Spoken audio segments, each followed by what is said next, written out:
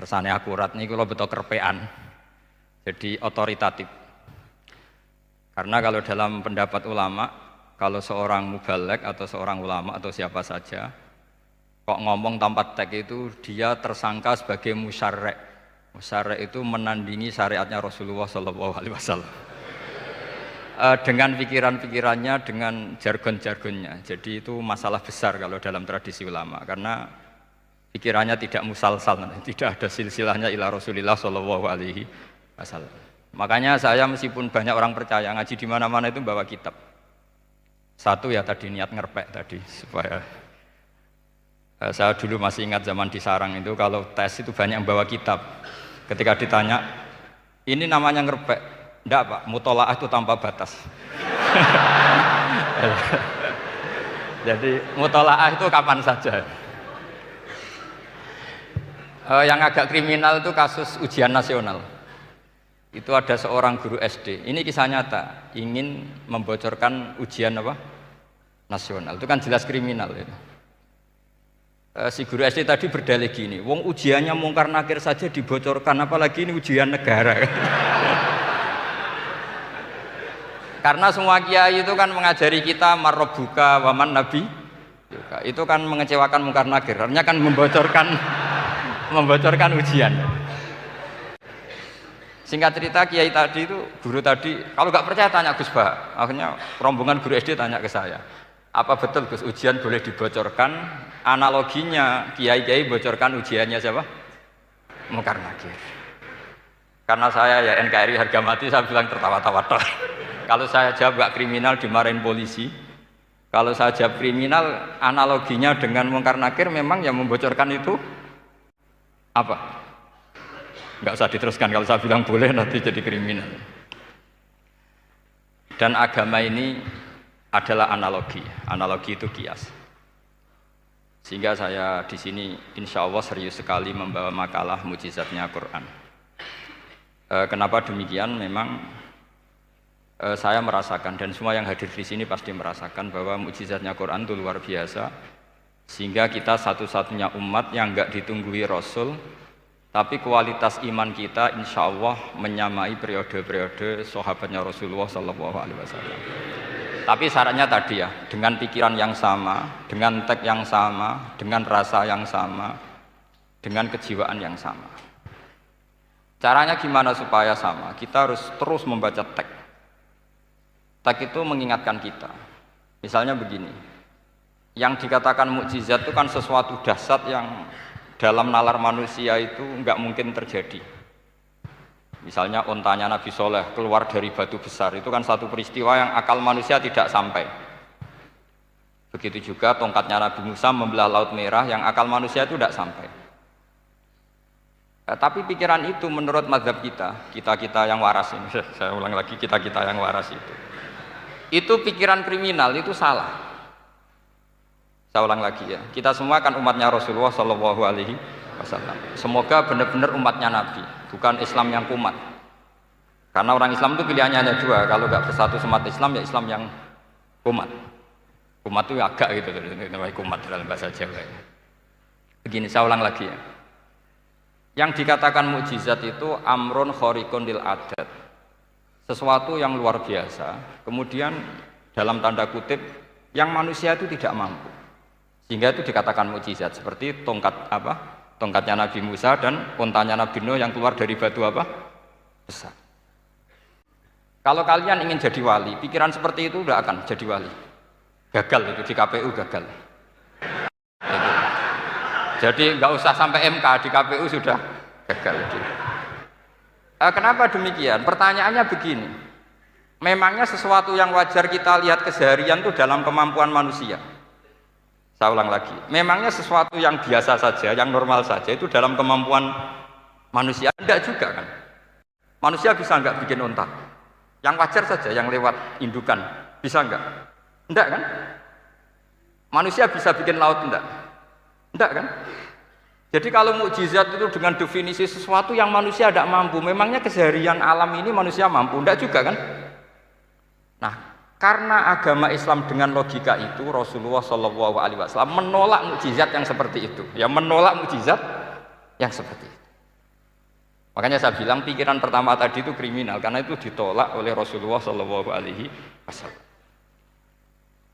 Karena ya itu tadi, kalau itu dituruti, lama-lama kita tidak tahu kedahsyatan ciptaan Allah keseharian. Makanya ketika Rasulullah diminta laula utiya mislama utiya Musa, ya Muhammad itu punya mukjizat kayak tongkat Nabi Musa. Kasolihin Nuh, kasolihi soleh. Apa karena koti apa? Soleh. Sebagaimana untanya Nabi Soleh. Apa jawabnya Allah? Wa ma min dabatin fil ardi wala ta'iri yatiru bi janahihi illa umamun amsalukum. Sebagian dijawab inna fi khalqis samawati wal ardi wa ikhtilafil laili wan nahar sampai saat terusnya wa tasrifir riyah saat terusnya la ayatil liqaumi yaqilun. Karena logika yang terbangun begini. Dan ini saya ulang lagi, ini syarat utama jadi wali. Ini masih satu poin. Nanti ACC-nya nunggu ketua-ketuanya.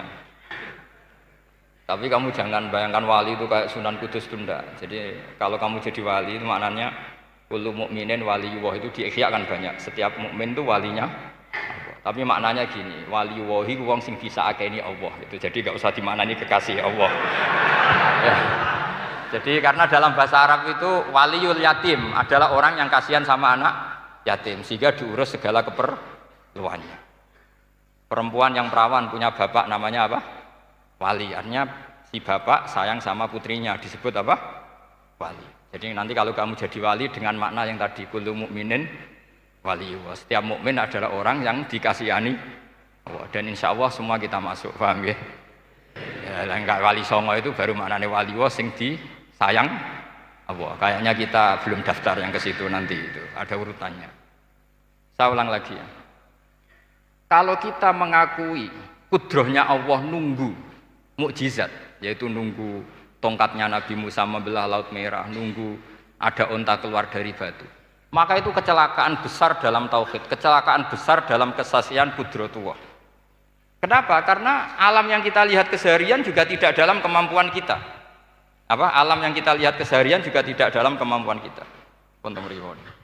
Misalnya begini, kalau kamu melihat nyamuk, itu pertama Quran turun tentang nyamuk, itu orang munafik komentar, wah Tuhannya Muhammad kurangan stok, sampai contoh saja hanya seekor nyamuk. Tapi apa kata Allah? Innallaha la yastahi ayyadriba masalam ma ba'udatan fama fawqa. Nyamuk itu bukan sekedar kecilnya. Tidak usah kamu bikin nyamuk yang ada nyawanya, itu terlalu sulit. Sampean semua tak suruh bikin patungnya nyamuk. Gampang mana bikin patung nyamuk sama gajah? Gak usah dikasih nyawa. Terus cari tatahnya itu dari mana, orang Jepara pun tidak akan bisa. Belum nanti bentuk alat kelaminnya,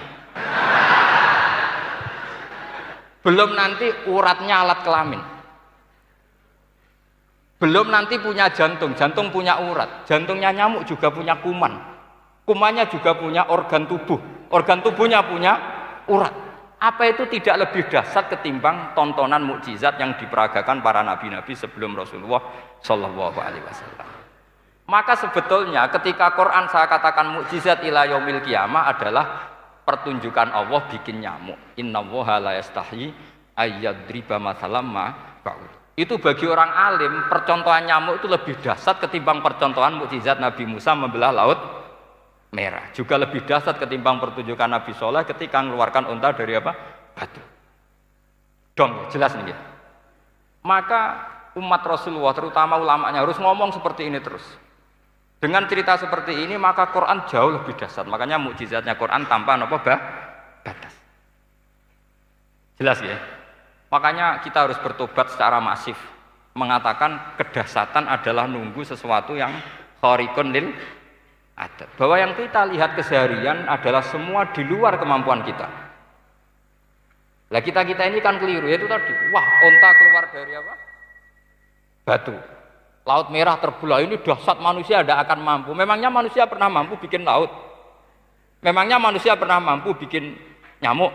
Memangnya manusia pernah mampu bikin telur ayam? Karena keseharian seakan-akan ini tidak ayatnya Allah Ta'ala. Itu kebodohan, makanya tidak mungkin jadi wali. Yang jenis seperti ini ya kan jadi wali. Sama tenang saja, nanti saya paling nggak sampai 1 jam karena saya tidak biasa ngaji umum. Saya mau itu karena menghormati bapak saya, karena buyut saya itu orang Damaran, namanya Mbah Hafsah. Hafsah binti Maksum bin Soleh bin Asnawi Sepuh. Jadi saya ini ya turunan asli orang Kudus. Jadi saya datang tidak dalam rangka hormat jenengan, hormat mbah saya sendiri sebetulnya. Jadi jenengan tidak punya hak adami sama saya, karena saya datang tuh hormat mbah saya. Tapi saya ingin melatih iman yang benar. Saya ulang lagi, saya ingin melatih iman yang benar, karena ini penting. Sehingga Allah cara menjelaskan iman itu aja inna fi khalqis samawati wal ardi. Kamu lihat saja langit dan bumi. Seterusnya sampai waqtilafil laili wan nahar, sampai wal fulkil lati tajri fil bahri, terus sampai wa tasrifir riyah. Ini semua tontonan yang kita lihat semuanya di luar kemampuan kita. Itu tadi contoh paling gampang nyamuk, kayak apa? Apapun profesornya seseorang, apa bisa bikin nyamuk? Tidak usah yang bernyawa, patungnya saja. Coba nyamuk itu punya organ tubuh enggak? Punya. Organnya ada kumannya enggak? Ada. Alat kelaminnya ada bolongannya enggak kira-kira? Ada. Kayak apa sulitnya? Jadi andaikan saya ke umatnya Nabi Musa terus bengkei lah sama Nabi Musa, ini gue Nabi Musa keren punya tongkat, saya akan bilang Rasulullah lebih keren karena punya Quran. Nah di sini makna kenapa mukjizatnya Quran dikatakan afdolul mukjizat, mukjizat paling keren paling hebat, karena menjadikan manusia punya nalar yang lebih objektif. Artinya lebih objektif. Kenapa kita hanya kagum dengan sesuatu yang dahsyat dengan alasan kita tidak mampu? Memangnya dengan hal-hal yang keseharian kita mampu? Tidak juga kan? Jelas ya? Mohon bener nih ya? Mohon bener di mana ini? Mohon gini malam selai didandani bareng-bareng. Mohon bener ya? Sehingga iman di era Rasulullah SAW itu nggak lagi butuh sesuatu yang khariqun lil.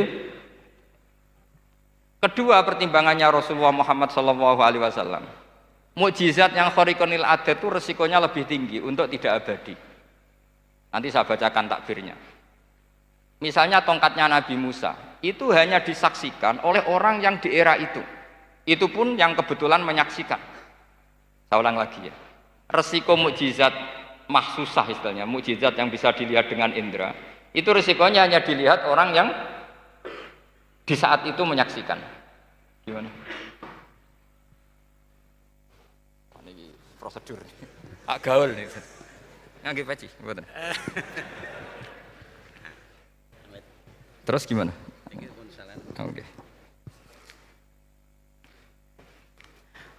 Saya teruskan lagi ya. Niki mau normal nih. Mboten kebanteran nih. Mboten kebanteran nih. Saya ulang lagi ya.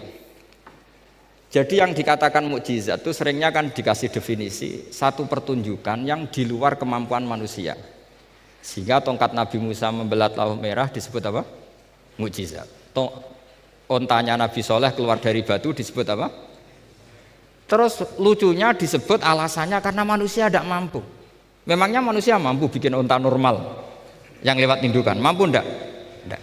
Artinya umatnya Rasulullah lebih sering melihat kekuatan Allah Subhanahu wa ta'ala kulla waqtin wa khinin, setiap saat, karena cara berpikir sudah dibenahi Al-Qur'anul Karim. Paham ya? Maka untuk jadi wali umatnya Nabi itu lebih mungkin karena melihat kedahsyatan Allah setiap saat. Tidak usah nunggu sesuatu yang super kayak apa? Kan filakil bahri, sebagaimana laut terbelah oleh tongkatnya Nabi siapa? Musa. Terus ketiga, kalau logika mukjizat gini itu terus menerus seperti yang dialami Nabi Musa, resikonya adalah umat selalu menuntut hal yang aneh-aneh dan melupakan hal yang pokok. Itu lebih bahaya lagi. Misalnya begini contoh gampang. Kita ini hidup di bumi setelah sampean belajar ilmu falak atau astronomi atau belajar geologi. Planet yang sebesar ini apa? Semuanya itu sudah maha dahsyat. Gara-gara kita berpikir butuh kejadian yang aneh. Ya gara-gara ingin kejadian yang aneh. Mungkin lama-lama Anda ingin cari model hewan yang kepalanya itu di pantat. Baru percaya kudrahnya Allah. Lama-lama kamu jadi dukun. Seneng ular yang berkepala manusia, itu baru dahsyat. Nanti menjadi klinik. Makanya kritiknya ulama, mukjizat itu tidak perlu dituruti.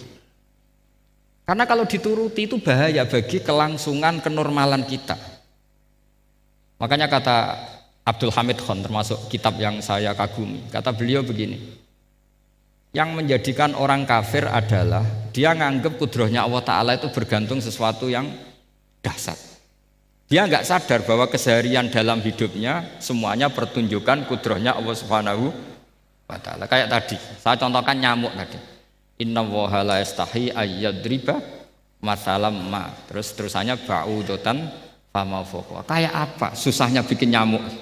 Sudah kecil, punya alat kelamin, punya organ, punya urat, lalu dalam tubuhnya juga ada kuman, kumannya juga berorgan.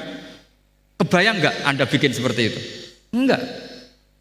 Dahsyat mana dengan tongkatnya Nabi Musa? Sama-sama berstatus kita tidak mampu sama sekali. Dahsyat mana? Sama kan? Nah, itu yang diinginkan Rasulullah Shallallahu Alaihi Wasallam, dan Al-Quran menggiring kita cara berpikir begitu terus.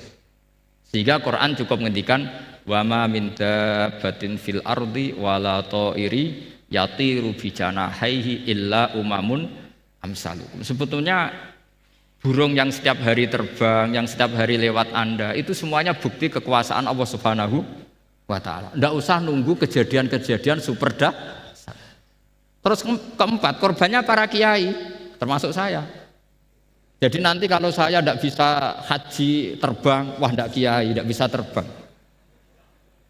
Tidak bisa kayak Harry and Potter misalnya gitu, tidak bisa kayak Harry. Jadi nanti kiai juga dituntut gitu, bisa terbang kayak Aladin. Jadi nanti repot.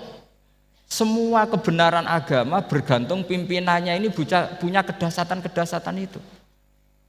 Akhirnya celakanya apa? Ada orang yang pura-pura dahsyat tapi penipu, kayak kasusnya Dimas Kanjeng. Oh nggih. Mboten apa-apa, sing penting ini lancar mon. Nggih nggih.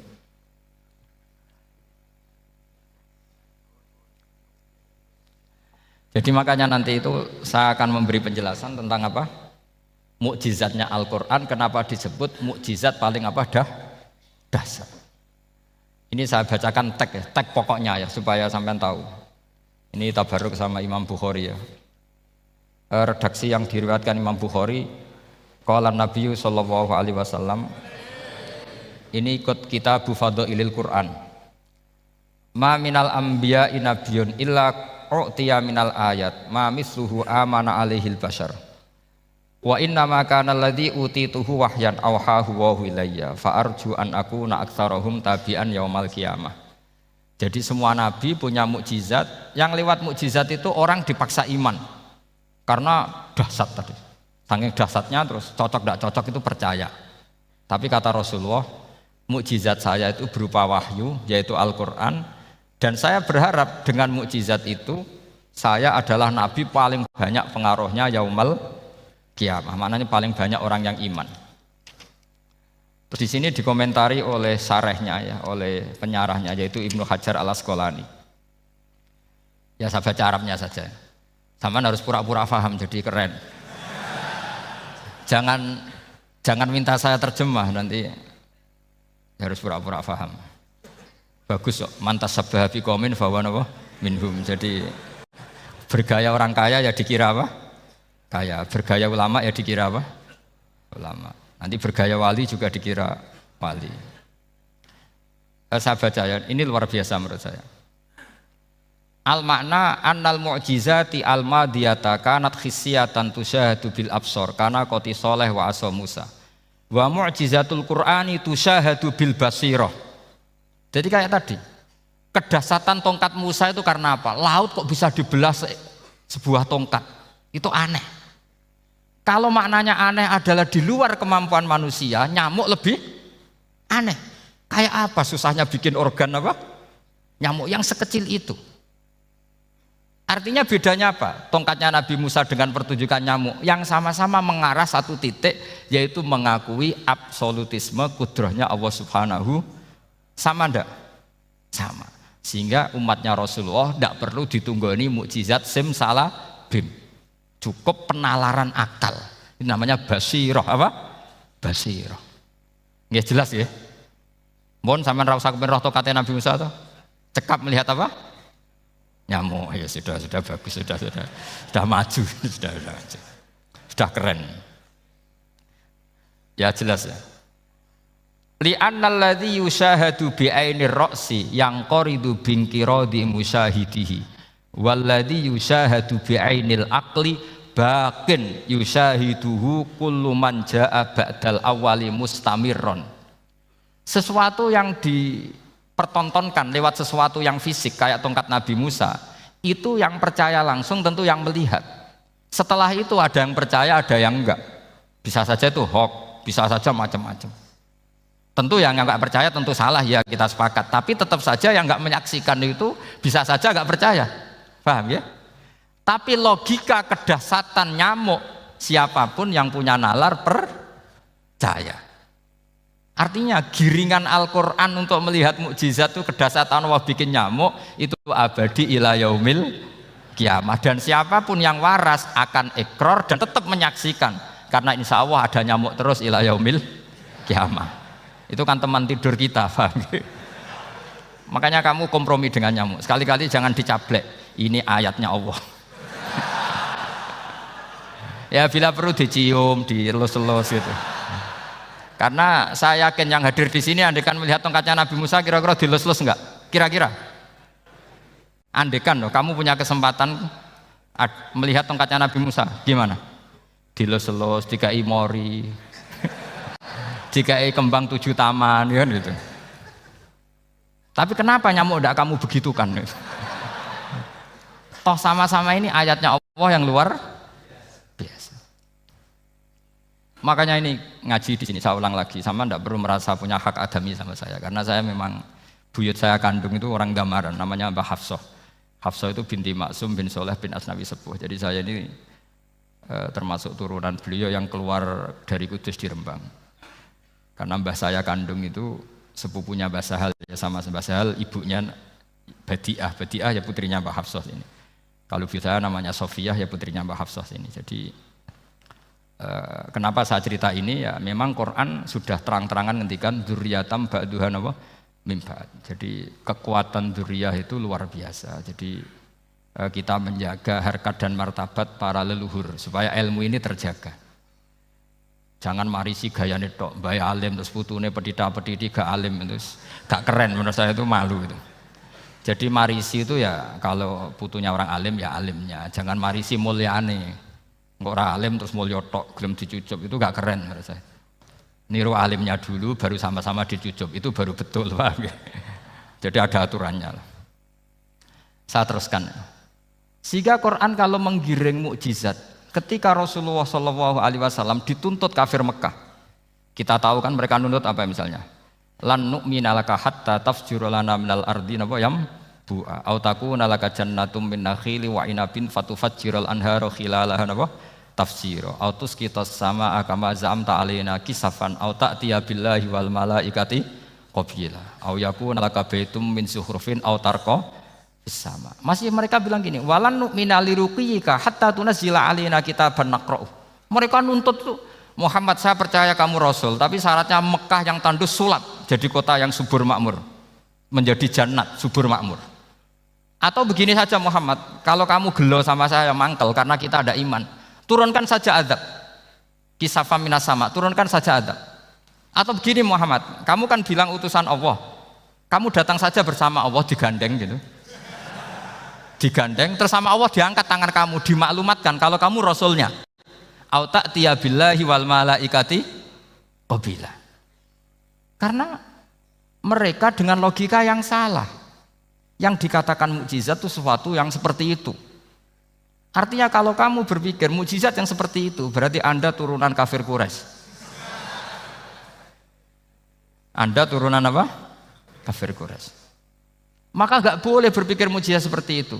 Nyatanya Allah cukup menjawab dengan ayat wa ma min dabatin fil ardi wala ta'iri yatiru bi janahihi illa umamun amsalukum. Dijawab lagi inna fi khalqis samawati wal ardi wa ikhtilafil laili wan nahar wal fulkil lati tajri fil bahr sak teruse la ayatil liqaumi yakin.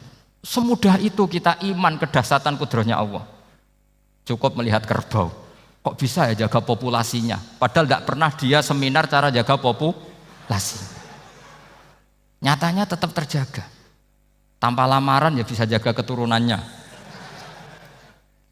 Tanpa sesar ya anaknya lancar. Tanpa sesar kan? Artinya mereka bisa. Karena di sini ada kudratullah. Ada apa? Ada kudratullah. Nah, kalau iman seperti itu, Anda baru betul. Yaitu yang disebut Allah, ya tanazzalul amru bainahunna lita'lamu annallaha ala kulli syai'in qadir wa annallaha qad ahata bi kulli syai'in ilma. Semua urusan di alam raya ini hanya Allah ingin mempertontonkan bahwa saya kuasa. Jadi tidak perlu nunggu yang aneh-aneh. Sehingga andaikan saya ketemu Nabi Musa dan ketemu Rasulullah Muhammad SAW, pasti saya milih Nabi Muhammad sebagai ketua. Karena Nabi Muhammad yang bikin sarana iman dengan sarana yang seluas-luasnya, dan sarana ini tidak habis dan ada di mana saja, yaitu sarana ikrar bahwa Allah kudroh dan kudrohnya tanpa batas. Nabi bikin sarana apa saja, melihat langit, bumi, lautan, nyamuk, hewan, semuanya sarana untuk ikrar kudrohnya Allah Subhanahu wa ta'ala. Sementara Nabi Musa mempertontonkan hanya nunggu mukjizat sing khariqun lil adat. Paham ya? Makanya wajar kalau Nabi bergelar afdolul anbiya sayyidul awalin wal akhirin, karena memang lebih efektif cara menggiring supaya orang iman. Sekarang sudah tahu kenapa Nabi jadi sayyidul awalin wal akhirin? Sudah ya? Mungkin kemarin tahu tapi gak tahu logikanya. Pokok iman selewat ke musola ngaji iman, itu iman yang kurang betul itu, karena tanpa nador. Itu namanya taklid yang statusnya mukhtalaf alaih, masih disidangkan di MK, paham ya? Iman. Jadi iman taklid itu iman yang masih disidangkan oleh para ulama. Ada hakim yang bilang sah, ada hakim bilang tidak sah. Tanya anak-anak Qudsiyah. Imanul muqallid itu mukhtalaf alaih apa mujma' alaih? Mukhtalaf alaih. Kalau imanu ahli nazar mujma' alaih. Insyaallah barokahnya ngaji ini semuanya min ahli nazar, apa? Min ahlin, jangan amin sudah jadi, ini sudah jadi ini. Kalau amin kan masih berdoa, bisa makbul bisa ndak boleh iman kok. Ayo iman kepada Allah dan Rasul, amin, ndak boleh. Sesuatu yang pasti ndak boleh diamini, itu kan jadi kacau nanti. Harus bilang apa? Sami'na wa ta'na. Nanti lama-lama kamu disuruh Allah, ayo sholat, amin. Ndak boleh, jadi amin itu ada aturannya. Tapi bukan berarti saya nyalahkan jenengan, enggak. Ya memang salah gitu. Jadi ya usah saya memang statusnya salah. Ya saya ulang lagi ya. Berarti Rasulullah adalah Rasul yang sukses membuat sarana orang kembali ke Allah, mengakui kudrohnya Allah dengan sarana apa saja. Melihat rumput, melihat hewan, dan hewan itu ya apa saja. Gabah itu apa saja. Hewan yang melata di bumi apa saja, semua bukti kudrohnya Allah. Bahkan Rasulullah sukses membiarkan umatnya enggak ditunggui beliau tetap iman. Mergo ditunggui konsep sing super ngene kok Al-Qur'anul Karim. Jelas ya? Tapi caranya memahami ya seperti yang saya terangkan ini. Ya saya baca lagi ya yang jadi annal mu'jizati, pakai jama' mu'annas salim, annal mu'jizati al-madiyata, mukjizat-mukjizat yang sudah kelewat itu kanat khisiatan, bersifat fisik, tusyahadu bil absor, hanya bisa dilihat dengan mata kepala, karena qoti soleh wa asa Musa, wa mu'jizatul Qur'ani tusyahadu bil basirah. Sementara mukjizatnya Quran disaksikan dengan mata hati, dan setiap orang punya mata hati. Fayakunu man yattabi'uhu li ajliha aksar li annal ladzi yusyahadu bi ainir ra'si yang qaridu bingkiradi musyahidihi walladzi yusyahadu bi ainil aqli baqin yusyahiduhu kullu man jaa ba'dal awal mustamirron. Sesuatu yang dilihat dengan mata kepala, setelah para saksi ini meninggal, maka setelahnya mencari-cari, bisa percaya bisa enggak. Tapi mukjizat yang disaksikan mata hati, siapapun percaya dan sampai ila yaumil kiamat. Dan tentu Quran lebih unggul dalam hal ini. Dan insya Allah kita semua adalah ahli Quran. Yaitu harus punya kesimpulan falam mata bayyana lahu qala a'lamu annallaha ala kulli syai'in qadir. Sebagian ayat wa li ta'lamu annallaha ala kulli syai'in qadir wa annallaha qad ahata bi kulli syai'in ilma. Itu kenapa mukjizat Al-Quran dasar. Itu yang gampang-gampang ya, melihat nyamuk, unta, kerbau itu yang gampang. Anda tak naikkan kelas sedikit menjadi agak ilmiah. Misalnya begini, kamu ahli falak. Misalnya kamu ahli falak. Misalnya kayak Batu Rehan ya. Itu pasti tahu kalau matahari dan rembulan dibikin Allah itu asyamsu wal qamaru bihusban. Bahwa matahari dan rembulan dibikin ini untuk hisab. Walladzi ja'ala syamsa diya'a wal qamara nura wa qaddarahu manazila li ta'lamu 'adadas sinina wal hisab. Sehingga ketika ternyata betul samsiah bisa dihitung menjadi tahun samsiah yang oleh bahasa milenial disebut Masihiyah. Sayyidina Umar agak tersinggung. Sebetulnya yang namanya hisab itu tidak ada hubungannya dengan Masehi dan Hijriah, itu tidak ada. Semua berdasar matahari atau apa? Rembulan. Lah sialnya yang samsiah ini oleh bahasa internasional disebut apa? Masihiyah. Makanya Sayyidina Umar marah terus bilang ya sudah kalau gitu Qamariyah bikin apa? Hijriah. Jadi itu sebenarnya nama politik. Sebetulnya kalau objektif yang jadi ukuran ya samsiah sama Qamariyah. Berhubung ini sudah diambil tetangga partai sebelah, akhirnya ya kira-kira gitu loh. Jadi kira-kira seperti itu. Akhirnya kita namanya apa? Hijriah, apa samsiah sama apa? Hijriah. Sebetulnya yang asli ya samsiah, Qamariyah. Tapi nggak apa-apa lah. Dunia itu mesti ada politiknya. Lah yang repot orang-orang fanatik hukum pakai bahasa nasional itu repot. Jadi misalnya kematian Yesus Kristus itu mesti Batu Rehan kan nggak percaya. Akhirnya ditambahi kematian Sibeh. Karena kalau bilang iya kan percaya. Makanya ditambahi apa? Sibeh. Karena menurut orang Islam berkeyakinan Nabi Isa itu nggak terbunuh. Maka ditambahi apa? Sibeh. Saya dulu pernah usul. Karena beliau itu kalau manggil bahasa itu bude. Jadi saya pernah sowan usul. Mbak ditulis gini saja, Mbak. Kematian Yesus dalam kurung katanya. Tapi mungkin terlalu vulgar ya. Jadi akhirnya dibikin apa? Sibeh ya?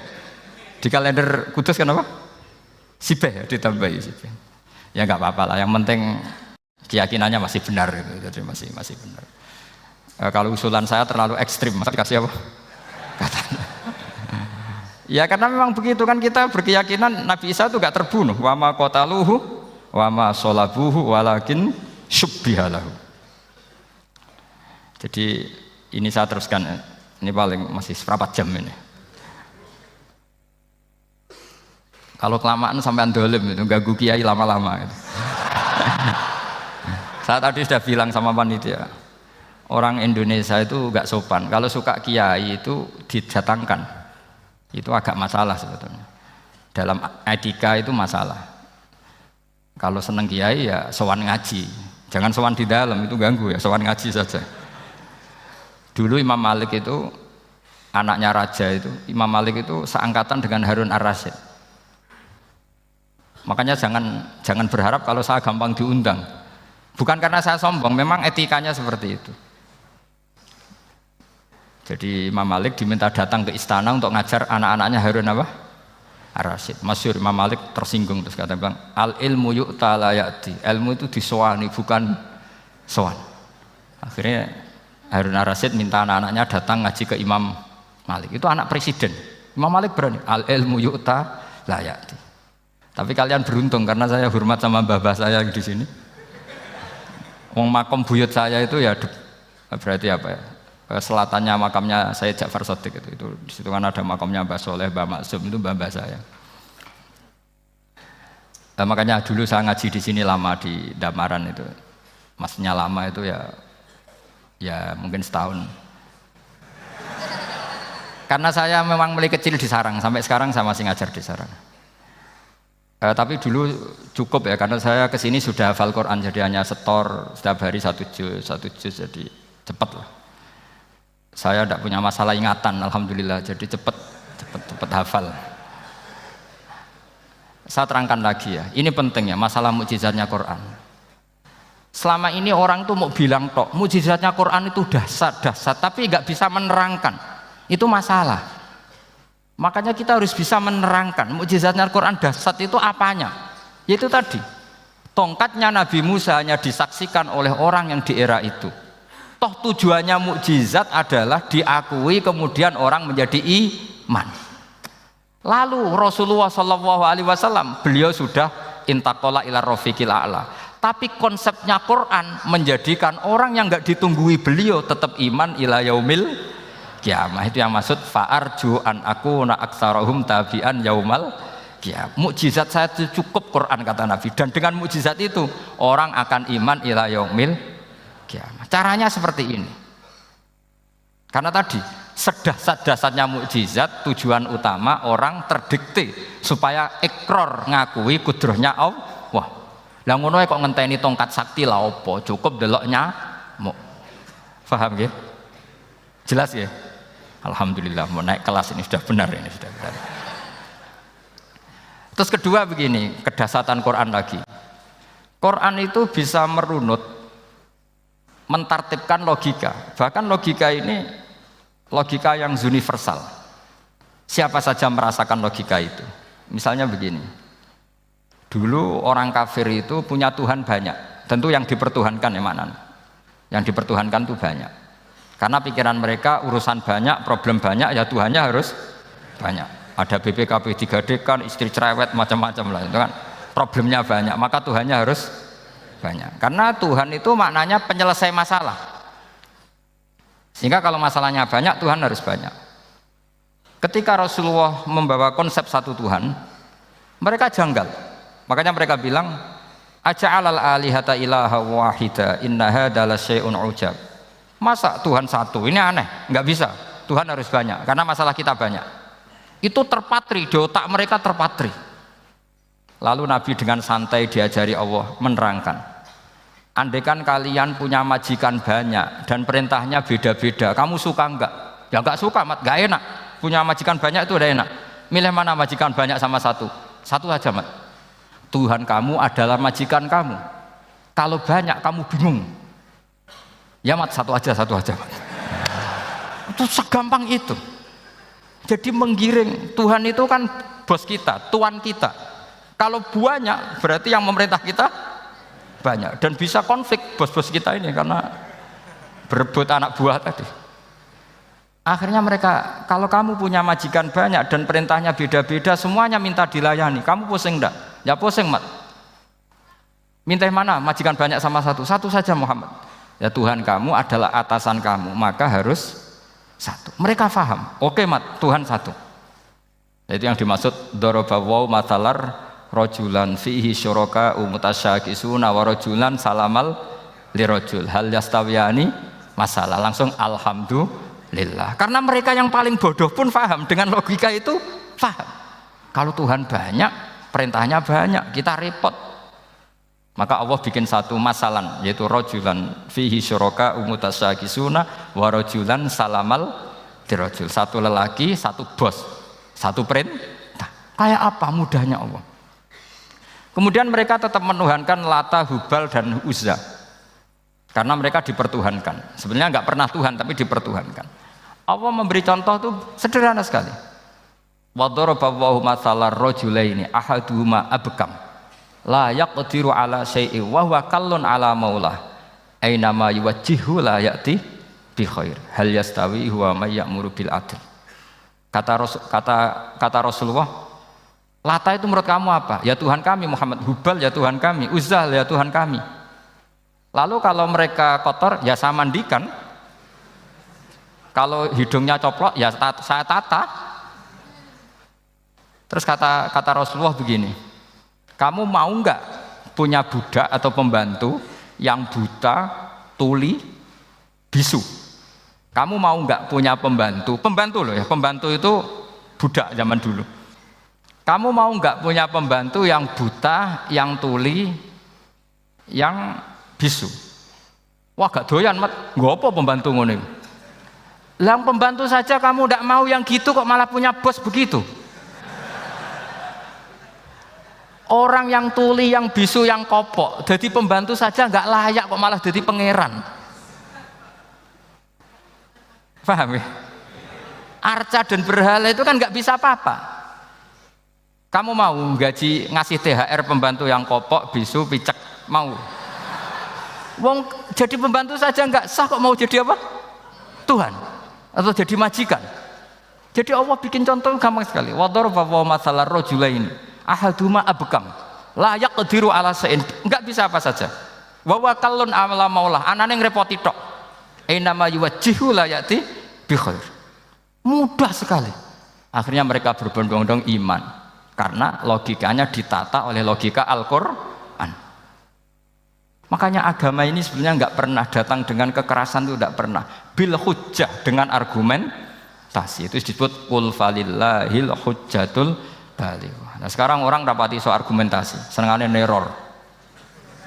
Nah, itu rapati ngaji. Sebenarnya agama ini mudah. Ad-dinu yusrun, agama ini mudah, logikanya gampang. Untuk tidak menuhankan Yesus atau Isa, Quran juga datang dengan penjelasan yang nggak jelimet, yang gampang saja. Kata Allah, mal masihu ibnu maryam illa rasul qad khalas min qablihir rusul wa ummuhu siddiqah kana yakulanit. Kok arani pangeran piye? Nek mangan ya lesu. Kamu kebayang enggak misalnya punya Tuhan terus mbok gratisi pas marum. Terus kamu bangga, alhamdulillah tadi habis nggrasiti Tuhan. Tadi kelihatannya kelaparan, tak gratisi, senangnya bukan main. Kamu mau punya Tuhan yang seperti itu? Mau? Enggak mau kan? Allah menjelaskan karena yakulanit kuduyan sego, artinya nak orang mangan yo lemes. Pas kamu minta ternyata Tuhannya baru lemes. Jadi Quran itu tidak sinis enggak, tapi menggiring logika bahwa ini tidak mungkin Tuhan. Wong kana yakulanit gampang kan? Itu gampang. Gampang sekali, logika Quran itu gampang sekali. Dan masalahnya kita sekarang tidak mengkaji Quran yang sisi ini. Ya termasuk kritik kita ya, tapi ya sudahlah, ini dunia ya macam-macam. Ono sing ngaramno lomba, ono sing mendukung lomba, macam-macam. Saya tidak dalam posisi mendukung dan menolak. Saya 0-0, jadi tidak ke kanan tidak ke kiri dalam konteks tadi. Karena ya sudahlah, itu sudah takdir, semuanya takdir. Ada yang setuju lomba, ada yang mengharamkan apa? Lomba. Tapi sebetulnya kalau kita berpikir Quran diturunkan ya untuk yang saya terangkan ini, menjaga logika agama al-hujjah al-balighah ila yaumil kiamah. Karena kita tidak perlu tongkat lagi Nabi Musa, nggak perlu ontanya Nabi Soleh. Cukup dikawal aturan-aturan iman yang cukup mudah dan kita temukan di mana saja ayat-ayat itu. Yaitu wa ma min dabatin fil ardi wala ta'iri yatiru bi janahihi illa umamun amsalukum, atau inna fi khalqis samawati wal ardi, dan seterusnya. Nah, cara berpikir gimana Gus? Gampang tadi. Kalau tongkat Nabi Musa membelah laut adalah hal yang kita tidak mampu, memangnya kita mampu bikin langit bumi? Tidak mampu kan? Berarti ini sudah cukup menjadi ayat kekuasaannya Allah. Jelas kan? Maka mukjizat Quran ini mengawal umatnya Rasulullah SAW ila yaumil kiamah dengan logika seperti itu. Saya ulang lagi, dengan logika seperti itu. Maka ulama enggak boleh berhenti seperti saya ngomong terus seperti ini. Makanya ngendikane Allah, lam yakunil ladzina kafaru min ahlil kitabi wal musyrikina munfakina hatta ta'tiyahumul bayyinah. Bayyinah itu apa? Rasulun minallah yatlu suhufam mutahhar. Orang kafir semuanya, kata Allah, baik berkategori kafir musyrik maupun kafir ahli kitab, itu tidak akan tercerabut dari akar kesalahan mereka, dari cara berpikir mereka, hatta ta'tiyahumul bayyinah, sehingga datang satu kejelasan yang jelas welo-welo. Itu apa? Rasulun minallah yatlu suhufam mutahhar, yaitu rasulnya Allah yang membaca sahifah-sahifah suci, maknanya Al-Qur'an. Untuk menafikan ketuhanan berhala, ketuhanan Yesus, kita cukup dengan konsep Quran. Kayak tadi kana yakulanit, termasuk untuk menafikan Tuhan balita, paham ya? Tuhan apa? Fir'aun. Ini contoh terakhir, sampean siap-siap saja selesai. Karena saya memang mau selesai ini, bukan guyon, memang mau selesai. Karena menurut saya mukjizatnya Quran itu jelas. Jadi diterangkan seperempat jam ya jelas, 10 menit ya jelas. Kalau kamu butuh lama, berarti kamu menyaksikan kejelasan Al-Quran. Dan itu kriminal besar itu. Kalau nggak boleh dibahasakan murtad besar ya kriminal apa besar. Ndak guyon betul itu. Saya tadi mau nyontohkan apa tadi? Tuhan balita ya. Fir'aun itu berdebat sama Nabi Musa. Singkat debat begini. Kalau nggak salah di J19, kalau nggak salah di surat Syu'ara. Dicari sendirilah. Pertama ditanya gini, Musa kamu kesini ada apa? Ya bawa konsep Tuhan. Yang jelas itu tidak kamu. Ya. Lalu Tuhan kamu siapa? Rabbus samawati wal ardi, yang menuhani langit dan bumi. Si Fir'aun masih berkelit. Begini, soal yang di bumi, saya jalan-jalan kemana-mana setahu saya yang jadi Tuhan saya. Ma'alim tulakum min ilahin apa? Ghairi, di mana-mana yang dituhankan saya.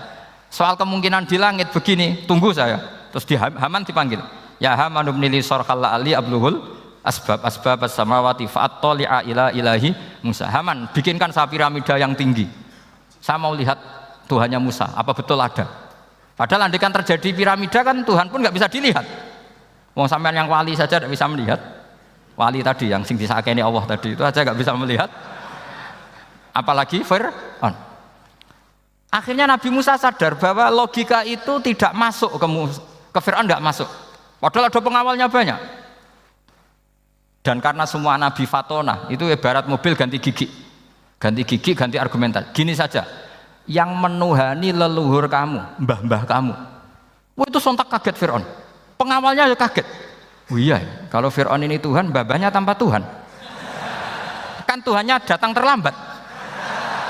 Berarti mbah-mbahnya dulu itu tanpa Tuhan, karena ini ada Tuhan balita itu ada itu. Akhirnya hampir separuh, mungkin hampir semua pengawalnya Fir'aun itu iman semua. Meskipun yaktumu imanahu. Ini yang diceritakan Quran, wa qala rajulun mu'minun min ali fir'auna yaktumu imana. Karena runtuh, semua logika Fir'aun sebagai Tuhan itu runtuh. Hanya dengan logika, kalau kamu Tuhan, lalu mbah kamu Tuhannya siapa? Fir'aun mangkel. Wah bahaya logika Musa, tangkap Musa, udah gak debat lagi. Kayak apa mudahnya logika Quran untuk menafikan ketidaktuhanan Fir'aun. Yaitu mengatakan Rabbukum wa Rabbu abaikumul awwali. Karena dikatakan Tuhan langit, Fir'aun masih berkelit. Nanti dulu saya mau bikin piramida, mau saya lihat ada enggak Tuhan kamu. Nabi Musa langsung ganti gigi yang nuhani mbah-mbah kamu. Orang kan masih pikir, ini kalau Tuhan betul, lalu orang-orang dulu Tuhannya siapa? Kan Tuhannya datang terlambat. Nah itu lagi-lagi. Dan kita baca Quran itu ila yaumil kiamah. Makanya tidak ada umatnya Rasulullah SAW kemudian imannya itu ada syak, nggak ada sama sekali. Karena dzalikal kitabu la raiba fihi mir rabbil alamin. Ya, mohon cekap ya. Mumpun gampang nih. Masalah sama kalau masalah. Jadi karena kebenaran Quran itu adhar wa adhar, sangat jelas. Sehingga nggak perlu butuh orasinya saya. Sebenarnya nggak perlu. Saya yakin, sampean sebelum saya terangkan ya sudah iman, sudah betul. Ini kan akal-akalan saja saya dimanfaatkan. Ya. Karena ya menurut saya itu ya sudah adharu min samsi dhahira kalau dalam bahasa Arab. Kebenaran sejati itu lebih jelas ketimbang matahari di siang hari. Karena ya tadi logika. Ya saya tambah satu contoh lagi, semoga ini selesai betul. Kemudian Quran misalnya gini, sampean tak bedai. Kamu bisa melihat itu karena apa? Ini misalnya apa? Kertas yang saya bawa ini kan kuning. Kamu bisa melihat itu karena apa? Mata kan? Nah itu masalah. Karena melihat kamu dengan mata, sekali ini tak tutupi, kamu tidak tahu. Atau kamu jauh menjadi tidak tahu. Karena mata bisa terhalangi oleh jauh atau tertutupi. Beda dengan Allah. Allah itu kalau merumuskan tahu itu bukan karena melihat, karena menciptakan. Makanya Allah bilang, ala ya'lamu man khalaqa. Apakah tidak tahu orang yang membuat? Misalnya ini, kertas ini kuning. Sama saya tak tutup begini. Kemudian kitab ini tak tinggal, saya datang ke Jakarta. Saya tetap tahu enggak kalau dalam ini ada kertas kuning? Tahu, karena saya yang menciptakan. Paham ya? Kamu bangun satu bangunan, di dalamnya ada besi ukuran sekian. Di situ kamu menyimpan emas setengah kilo. Setelah kamu pergi kemana-mana masih tahu enggak? Tahu, karena kamu yang menciptakan. Sehingga ketika kita janggal, masa Allah pirsa semua alam ini? Logikanya gampang, masa yang bikin tidak tahu. Makanya Allah bilang ala ya'lamu man khalaqa. Paham ya? Jadi gampang sekali. Mukjizatnya Quran tuh gampang sekali. Nek ora kebangetan gitu. Ampun nggih, Al-Fatihah. A'udzubillahi minasyaitonir rajim. Bismillahirrahmanirrahim. Alhamdulillahirabbil alamin arrahmanir rahim. Iyyaka na'budu wa iyyaka nasta'in. Ihdinas siratal mustaqim. Shiratal ladzina an'amta 'alaihim ghairil maghdubi 'alaihim waladdallin.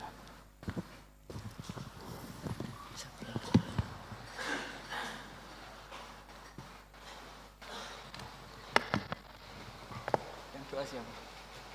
Enggak usah doa.